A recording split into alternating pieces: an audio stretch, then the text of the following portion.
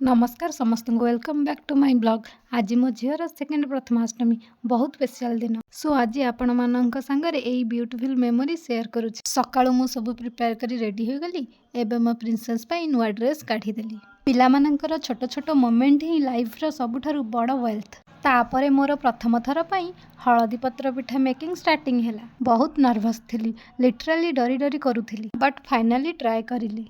पुणी आर वर्ष को यही दिन को अपेक्षा रहिबो। ता सहित मु मो झील को ड्रेसअप कराइदेली। ताको सजाउथिबा समय मने हेउथिला पिला माने केते शीघ्र बड़ होई जांती। एपटे मो हळदी पत्र पिठा भी परफेक्ट होई जाइछि। फर्स्ट टाइम पे ट्राई करथिली, तथापि बहुत सुंदर रेडी हैला। मो झील सहित मो भणजा भाणजी को मध्य परुहा करिथिली। पिला मानकु एमिति रीति रिवाज रे जोड़ी देबारे मन हुए एहा ही हम परंपरा और संस्कृति। समस्तଙ୍କୁ मो झील मुंडिया मारिला एवं समस्ते तार इनोसेंस देखि हसुथिले। आशा करुछि ब्लॉग बहुत भल लागिबा। आपण मानक ब्लेसिंग मोर झील पई बहुत इंपोर्टेंट। कमेंट रे गॉड ब्लेस यू लिखंतु।